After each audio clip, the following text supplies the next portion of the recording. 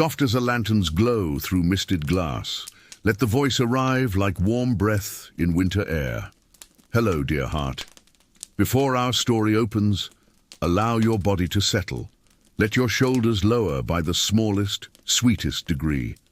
Loosen the brow, unclench the jaw, and rest the tongue softly behind your teeth. Take a slow breath in through the nose. Hold for a gentle beat, and let it pour out like warm air over cupped hands. Again, quietly in and kindly out, as if the breath itself were a small flame being sheltered from the wind. Feel the surface beneath you supporting you completely. There is nowhere you need to be except here. No sound to chase, no thought to grasp, only this easy rhythm, this kind attention. If it helps, imagine a woolen cloak placed over your shoulders, just the right weight, just the right warmth. And as you breathe, the cloak grows cozier, heavier, wrapping you in simple safety. When you are ready, we'll begin. Our story today begins in the stillest hour before dawn, in a stone-walled world that smells of bread and beeswax, where footfalls echo softly beneath arched walkways, and a lantern's circle of light is a promise against the cold. The abbey before dawn.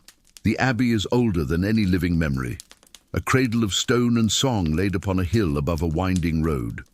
Cloisters enclose a small square of grass where frost clings like silver dust, and the well at the center wears a delicate rime. Overhead, the sky holds its breath. Even the stars seem to listen. Within these walls live men bound to a steady rhythm. Matins in the deep of night, lords at first light, prime when morning's edge is brightening. Their hours rise and fall like a kindly tide, washing the day with prayer and work. In a quiet corner chamber, a single flame stirs. Brother Aelred, the almoner, wakes with habit's gentleness. He draws on a plain wool habit still warm from sleep, ties the cord at his waist, and reaches for the iron hook where his lantern hangs. The lantern is simple, horn panes, iron frame, and when he lifts the little door to touch the wick, you can almost hear the hush of the flame sitting up, a small golden eye opening to watch the morning being born. Brother Aelred shields the glow with his palm and steps into the passage. Stone remembers every foot that has ever passed here. The floor whispers soft histories under his sandals. The air is clean and cool, tasting faintly of lime and beeswax polish, and somewhere distant, a single drop of water finds the basin. Plink, rest, plink, rest. He moves along the cloister, the covered walk that encircles the garth, and the lantern paints gentle ovals on columns worn smooth by centuries of touch. In the garden, herbs slumber under their winter blankets, sage curled into itself, thyme like a fur of green, rosemary holding the sharp memory of sun. They will be needed soon enough, for broth, for balm, for comfort. Or the almonry. The almonry sits near the outer gate, a stone room not grand, but blessed with purpose. It is here the abbey keeps a quiet vow. Hospitality to the poor, the pilgrim, the traveller who arrives with night still in their bones. Food and kind heat, a place to rest weary feet, a hearth that belongs to anyone who needs it. Brother Aelred draws back the wooden bolt and pushes the door. The room greets him with the soft scent of ash and old bread. A hearth crouches in the corner where last night's embers sleep red under grey. He kneels and breathes gently on the nest. A glow stirs, brightens, and then, with a careful coaxing of kindling, the flame climbs up like a cat rising to greet its master. He sets the lantern near the mantel. Light begins to mingle, hearth amber with lantern gold, twinning shadows that sway along the stone. On a shelf sit small bowls, a stack of wooden trenchers, a pewter ladle polished smooth by years of giving. Aelred touches each as one might touch the shoulders of friends. Then he lifts a cloth from the bread bin, loaves baked the afternoon before, their crusts singing quietly as the room warms. The smell is immediate and kind, grain and fire, comfort made visible. In a pot already waiting by the hearth, he pours broth, barley soft, onion sweet. a flavor that remembers gardens and fields and the hands that pulled the last carrots from cold soil. He adds a pinch of rosemary, a leaf of bay, a kindness for the nose and the heart. Soon the pot will murmur, a small conversation between heat and nourishment. Footsteps at the gate, beyond the almonry, the outer gate timbers hold the night just a little longer. Then a hesitant knock. Brother Aelred smiles. He knows that sound. The gentle dignity of someone asking without pressing. He lifts the latch. In the doorway stands a woman, wrapped in a patched cloak, a girl asleep against her shoulder, a boy whose eyes follow the lantern the way seedlings follow light. "Peace be with you," Aelred says, voice low as a blanket. "And with you," the woman answers, her breath a humble fog. "Come in from the cold." They settle on the bench near the hearth.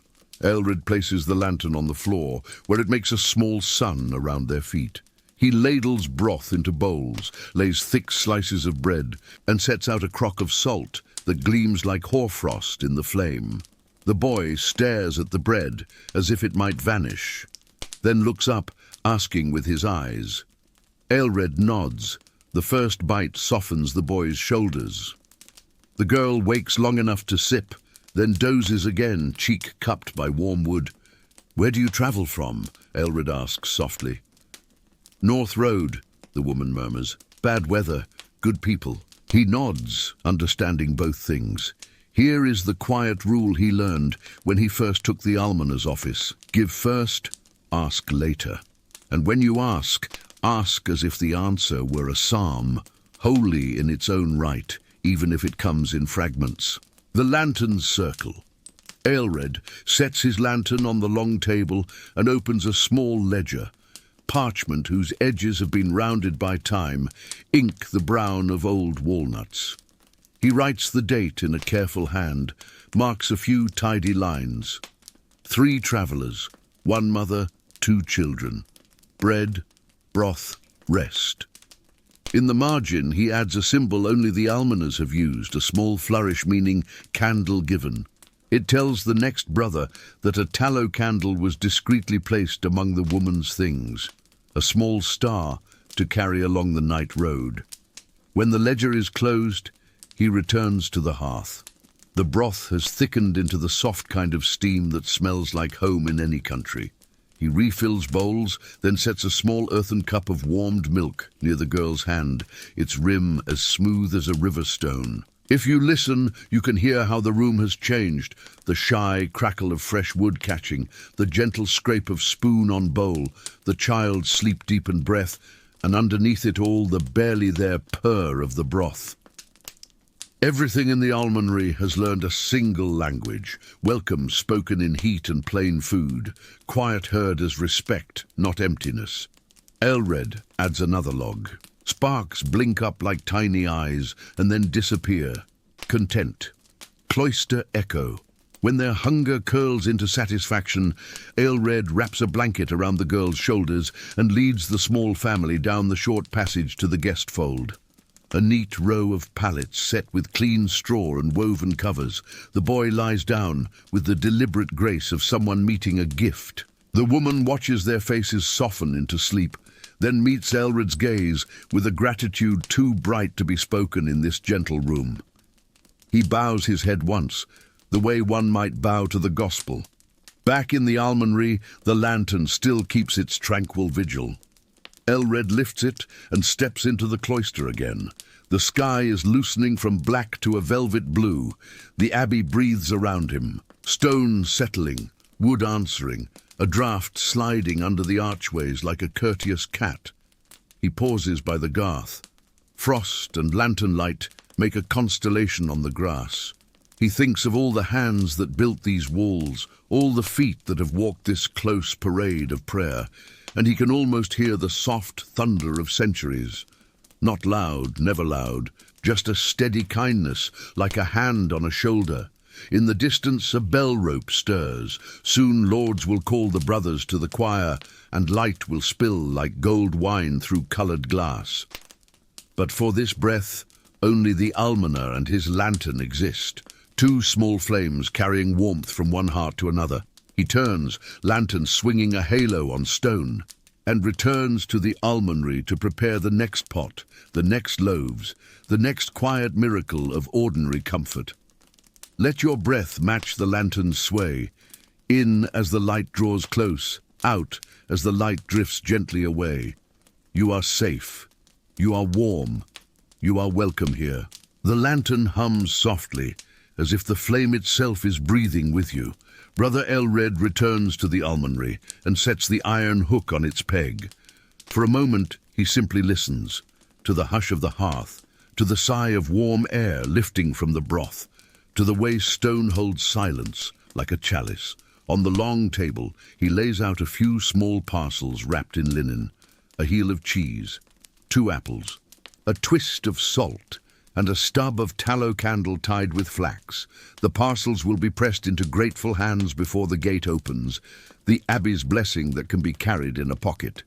He takes up the ledger once more, adds a tiny note beside today's date, a shorthand flourish the almoners have used for generations, meaning all were warmed. The script is careful, unhurried. He writes like someone stirring soup, with the knowledge that movement, not speed, is what makes all the difference. Now he trims the lantern's wick, the flame brightens, then folds into a small, steady star. The room brightens with it, but gently, never in a rush. Elred smiles, remembering the old novice master's lesson. Light is not a soldier, it is a host. The pilgrim's shell. Another knock arrives, so soft it could be mistaken for the wind. Aelred opens the door to find a single traveller, cloak damp from night mist, a wooden staff in his hand, and a shell sewn to his shoulder. Santiago, perhaps, or a local shrine, a badge of quiet courage either way. "Welcome," says Aelred. The pilgrim bows his head, the shell glimmering like a pale moon. Inside, the pilgrim sets down his staff as one might lay a friend to rest. Elred pours the last of the first pot of broth, adds a slice of bread and a finger of cheese, and places the bowl where the pilgrim's hands naturally fall. "May I warm your cloak?" Elred asks. The pilgrim nods, and in that small exchange the chill begins to drain from the room. The cloak takes its turn by the hearth. Steam rises in a faint ribbon, carrying the smell of rain and road dust toward the rafters. Between sips, the pilgrim speaks the way a brook speaks, not to fill the air, but to make it honest. He tells of a roadside chapel with a broken window patched by a careful hand, of a farmer who left a jug of water where the path grows steep, of the night when the stars were so many they sounded like a bell if you listened properly. Elred nods. He has learned that pilgrims carry 2 burdens, the one on their backs and the one in their chests. The second is lighter after a meal that doesn't ask questions.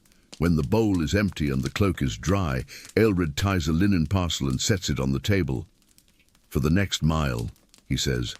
The pilgrim hesitates, then accepts, as if he has remembered that gifts are bridges, not weights. Before he leaves, the pilgrim touches the ledger with a forefinger, not reading, only honoring the record of kindness. Elred bows once more, and the door closes against the last of the night. "Lords!" A bell stirs the air, one note then another, not a summons to hurry, but an invitation to align. "Lords!"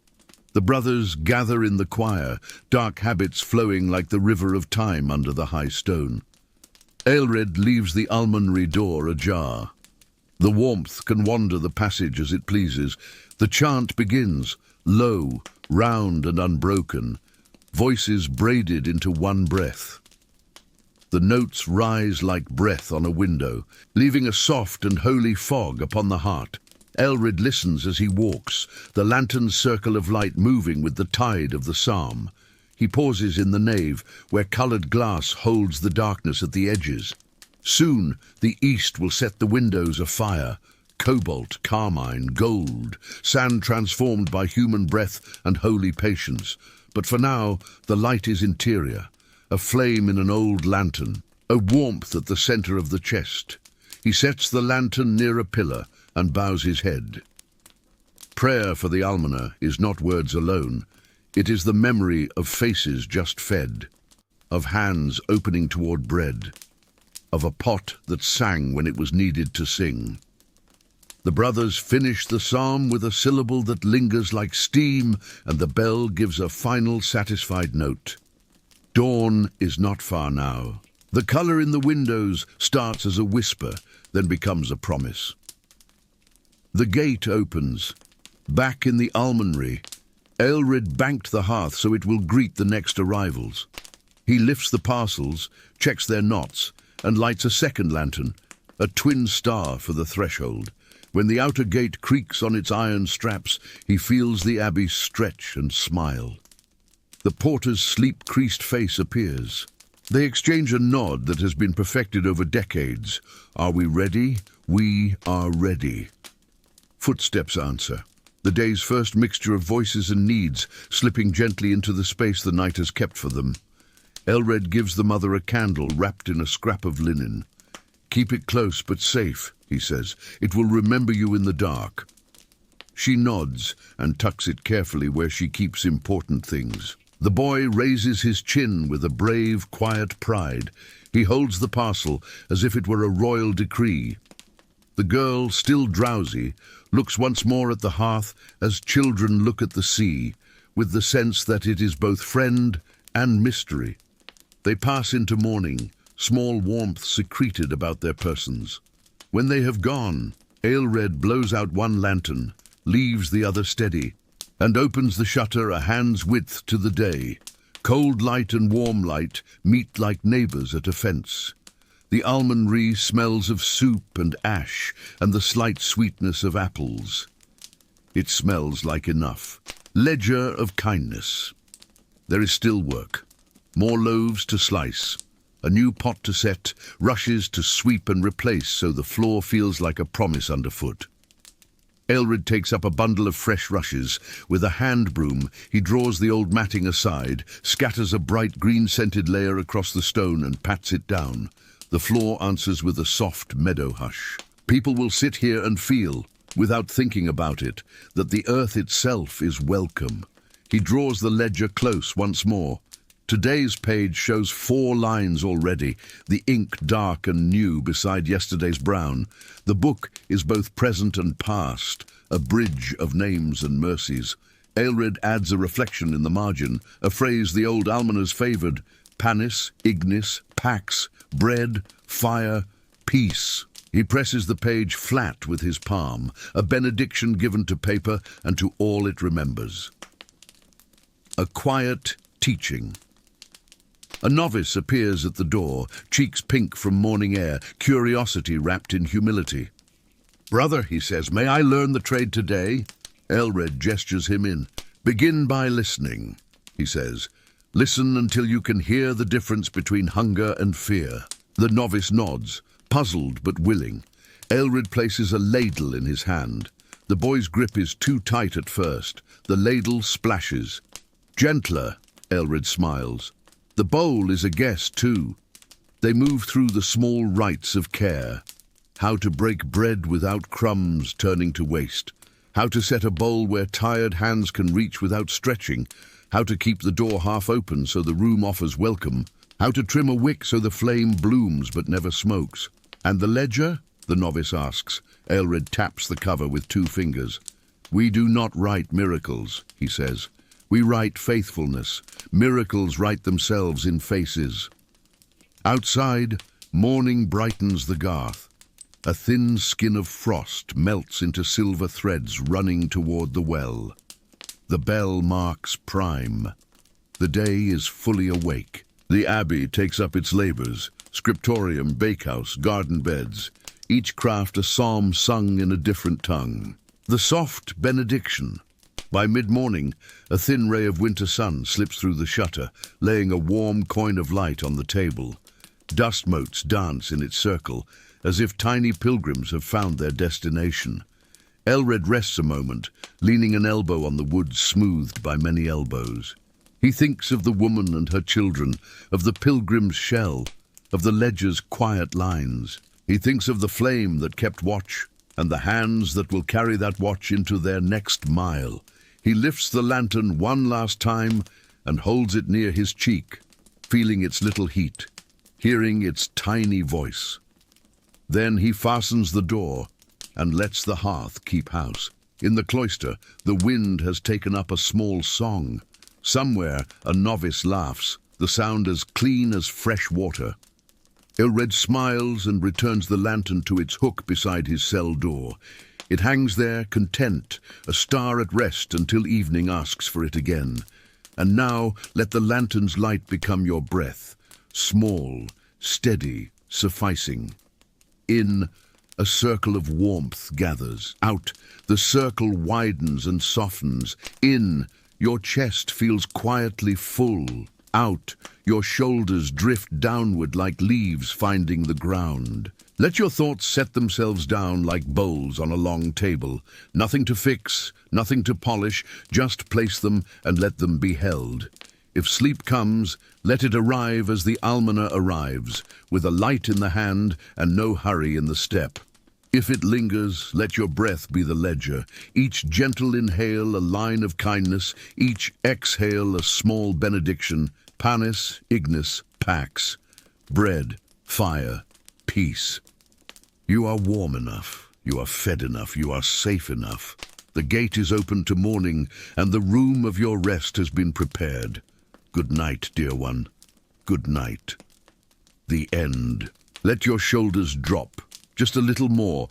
Let your breath lengthen like a tide that knows exactly when to return. Hello, traveler. Before we set sail, rest your hands where they feel most at ease. Loosen your jaw and let your tongue relax behind your teeth. Inhale softly through the nose for a slow count of 3. Hold for 1 gentle beat and exhale like a warm sigh on cool glass. Again, quietly in and kindly out. Imagine your breath as a lantern on a calm night, its glow steady, its circle of light widening with each exhale.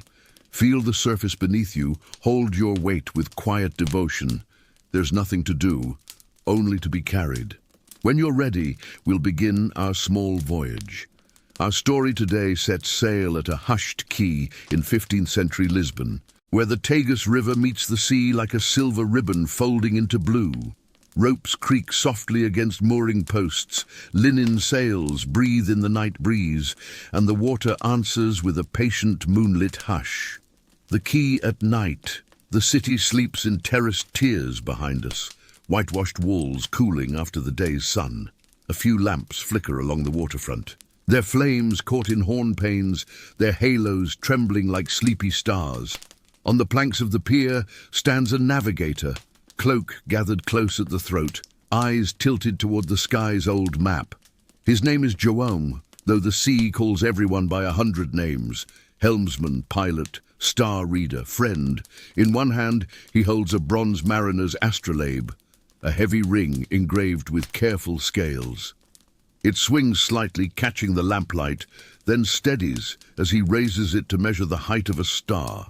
With the other hand, he rests his fingers on a magnetic compass, its needle settled on north like a falcon to its glove.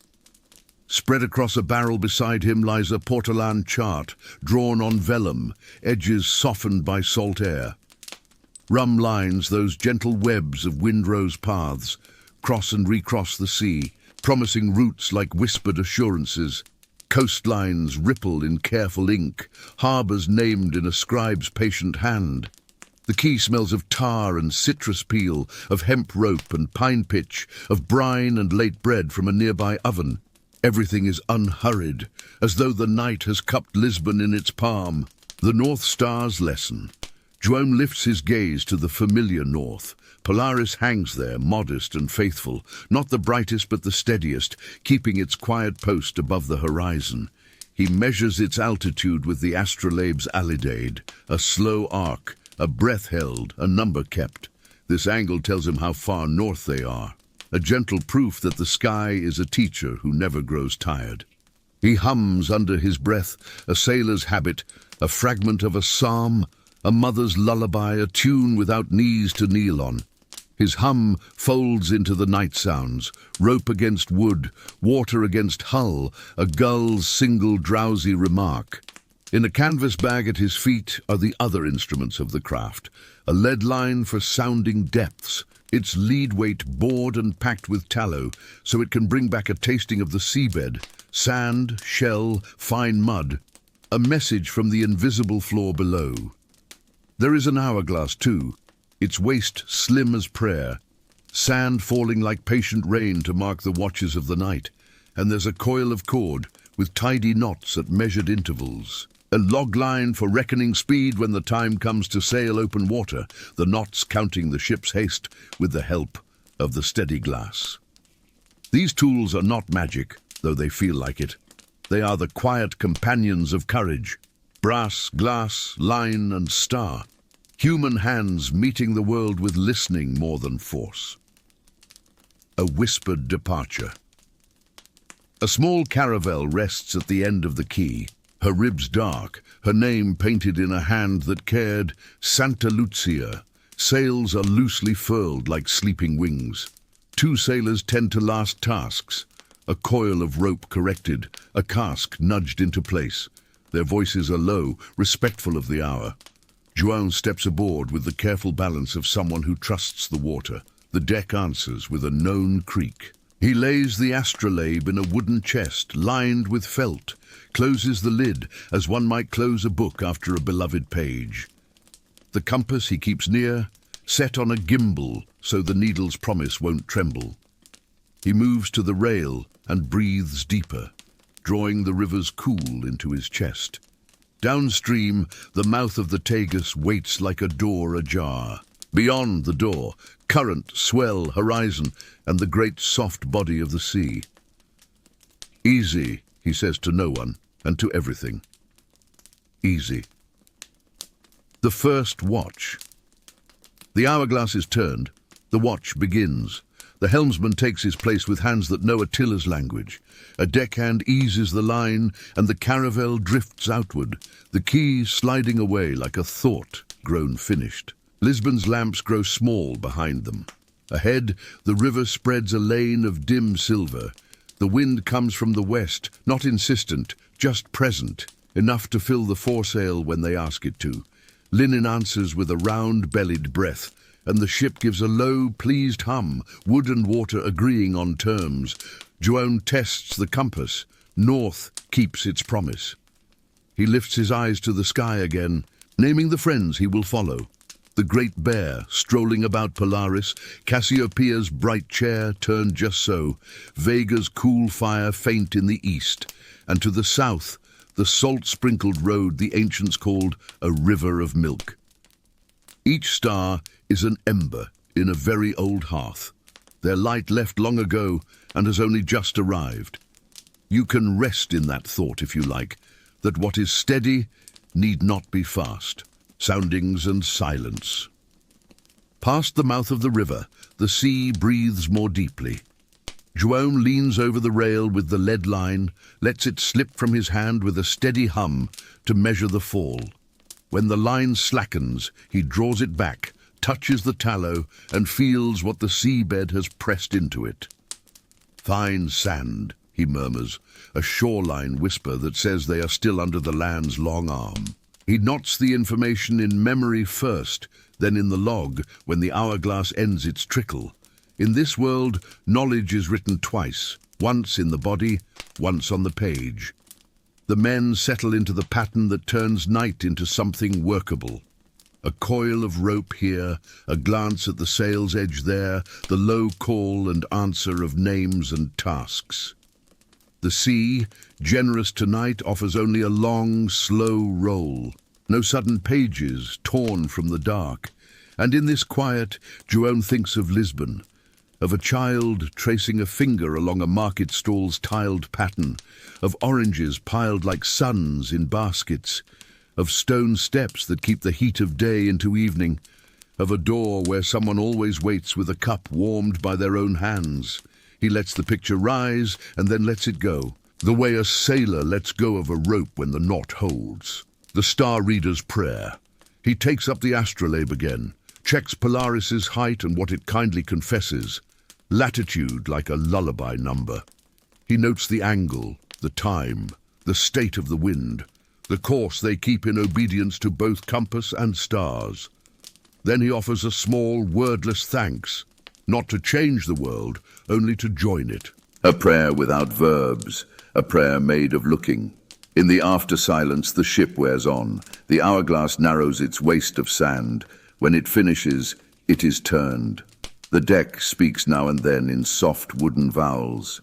Sails pull and relax like sleeping lungs.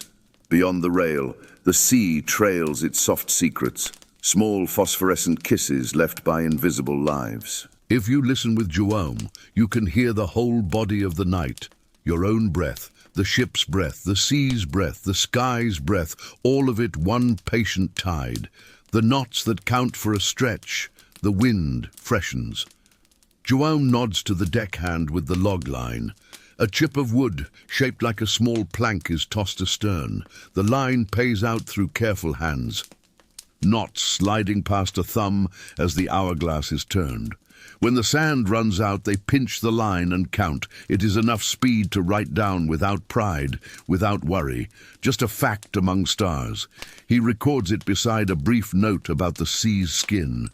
Smooth with long swell, he writes, which in the language of mariners means peace. The deckhand grins into the dark for no particular reason. It is astonishing what a steady wind can do to a man's heart. Harboring sleep.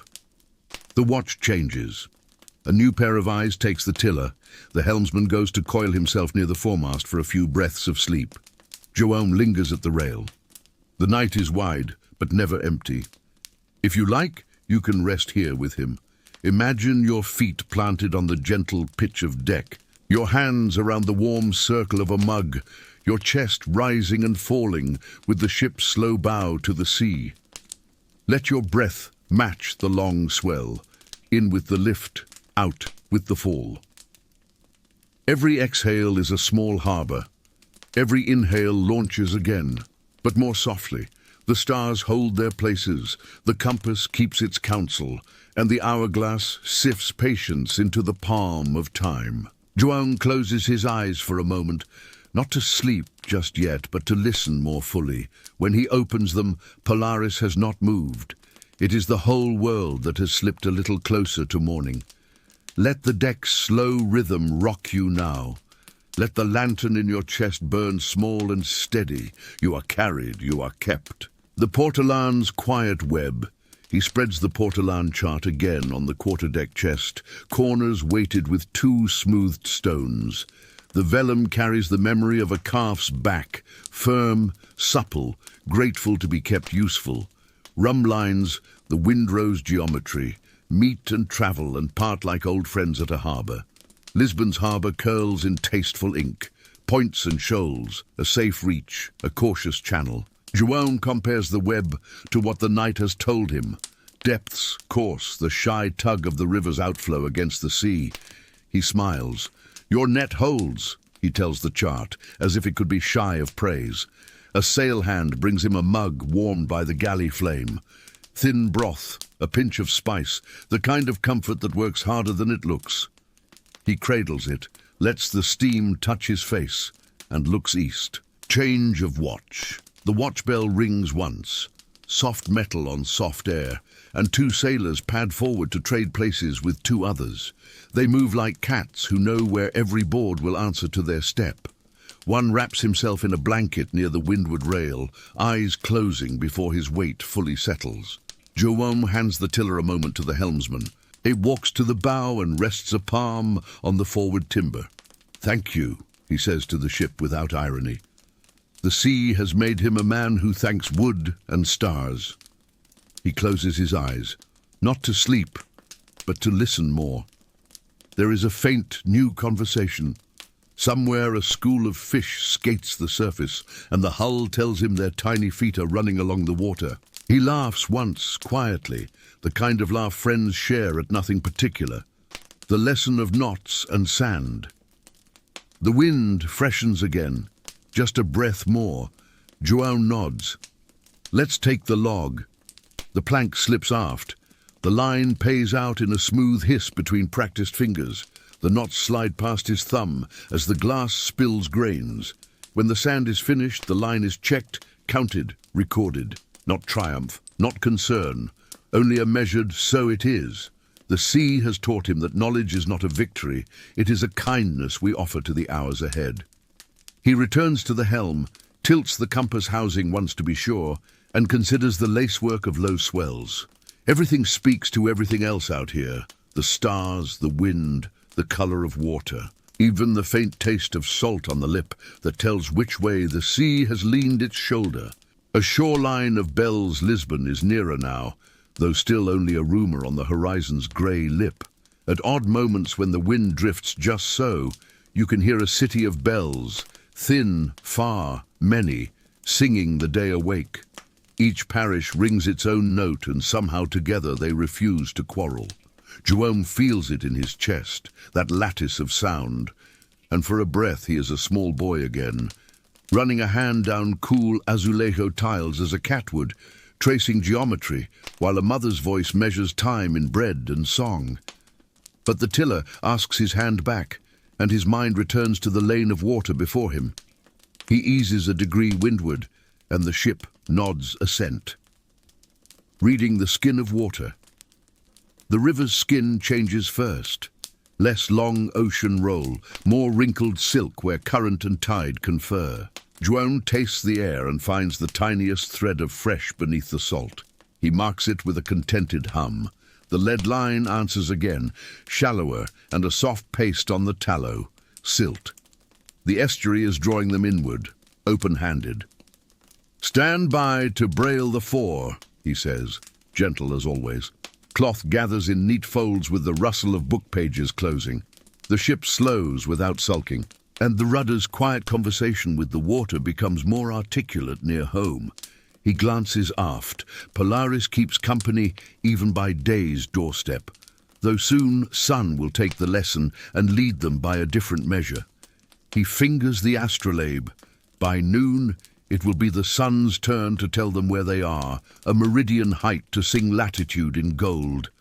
But dawn still holds the hymn. The harbour master of light. The eastern rim kindles, gold smeared thin across pewter, and the first edge of the sun lifts like a coin from under the sea. Everyone aboard becomes a little quieter even than they were. Morning is a sacrament, and seamen are unashamed to admit it. Light pours itself along the water, and the sails drink it, brightening from grey cloth to soft cream. Faces wear the glow like stories told without words. Joam lowers his eyes to the compass for one more check, then to the chart for the tender arithmetic of approach. A bank here to give a wider berth, a turn to favour the deeper run, the brief patience before the channel's narrow mouth. He nods to the bow, and a pair of eyes confirms, no flotsam, no sullen timber, nothing but the proper colour of water in this light. Handing the wind.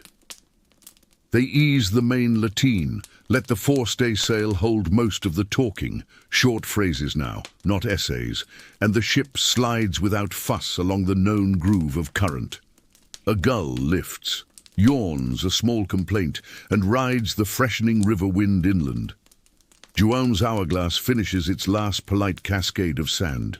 He turns it once more, though the time it keeps has become less important. Shore time will take over soon. The bells, the calls, the clatter of casks on a quay. He sets the glass down and rests both hands a moment on the warm compass case, feeling the last coolness of night surrender to the sun. The return Lisbon resolves into lives, roofs in stacks, laundry a promise on lines, a woman tipping water from a jar, a dog already negotiating with 3 birds for authority. The quay presents itself with an almost theatrical modesty, and a boy points from the end of it as if he alone has discovered the ship. "Stand by lines," Joam says, and the words feel like home. The bow eases toward her berth. Fenders ready, rope coiled like sleeping serpents that love to be woken for work. There is something about arrival that asks for silence, not applause. The hull kisses the quay, The world shrugs into place, and a line goes over with a sound like a promise delivered. They make fast. The sail's last breath leaves it with gratitude. Cloth comes in. Halyards tidy themselves back into order. One by one, the watches become shoreside feet again. Jerome gathers his astrolabe, his log, his compass, a family of small sons, and places them in their chest with a care that is part love, part craft, and part sleepiness. He stands for a moment where river becomes land and the day becomes fully itself. He inhales, orange peel, fresh bread, tar warming in the newborn sun, and he exhales, long, soft, letting the night set like the tide, leaving the sand smooth and ready for new footprints. The lull of safe harbor. If you like, step with him back onto the quiet planks of the quay. Feel how your body understands arrival. The small unwinding at the back of the neck, the way breath expands because it can. Let your mind set down its instruments as João sets down his. Astrolabe, compass, lead line, hourglass, each one placed where it will wait without worry until it is wanted again. In, a lantern brightens under the ribs. Out, the lantern settles to a steady, restful star. In, the chart folds. Knowledge stays. Out. The water keeps your secrets and returns you to shore. When you are ready, allow the harbor to become your pillow. Broad, reliable, with ropes that hold. Let the wind become a hand smoothing linen. Let the bells become the far, soft counting of sleep. And should your thoughts ask what guides you now that the stars are tucked away, tell them this. You are home enough to rest. The quay grows warm. The city wakes. And the sea, patient friend, waits for another night. For now you are carried by nothing but your own gentle breathing. The voyage has been written in a careful hand. You may close the book. Good night, traveller. Good night. The end.